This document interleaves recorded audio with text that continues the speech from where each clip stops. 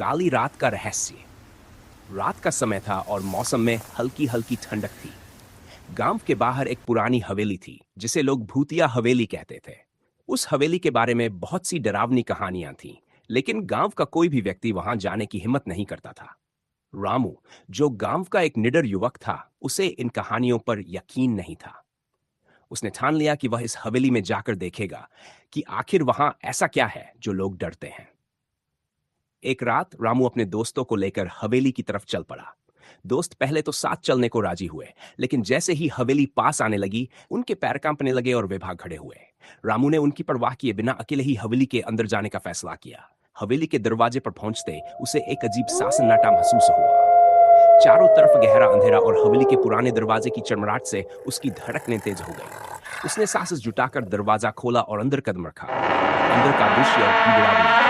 हवेली के अंदर मकड़ी के जाले और टूटे हुए फर्नीचर। जैसे ही वह आगे बढ़ा, उसे लगा कि कोई उसकी हर कदम पर नजर रख रहा है। वह एक बड़े कमरे में पहुंचा जहां दीवारों पर अजीबोगरीब चित्र थे, जिनमें अजीब आकृतियां बनाई गई थीं। तभी अचानक हवेली के कोने से एक धीमी धीमी आवाज आई। कौन है? रामू का दिल जोर से धड़कने लगा। वह उस आवाज की दिशा में बढ़ा और देखा कि वहां एक पुराना दर्पण रखा था। जैसे ही उसने दर्पण में झांका, उसे अपनी परछाई के अलावा एक और परछाई नजर आई। वह पीछे मुड़ा, लेकिन वहां कोई नहीं था। उसे समझ नहीं आया कि क्या हो रहा है।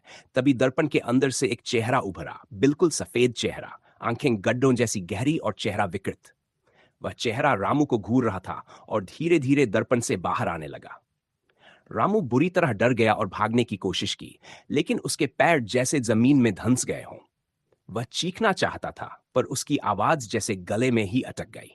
तभी हवेली की खिड़कियां अपने आप जोर जोर से खुलने और बंद होने लगी। रामू ने अपनी पूरी ताकत लगाई और आखिरकार भाग निकला। बाहर आकर उसने चैन की सांस ली, लेकिन हवेली के अंदर से अभी भी उसे किसी के हंसने की आवाज सुनाई दे रही थी। उस रात के बाद रामू ने कभी भी उस हवेली की तरफ मुड़कर नहीं देखा।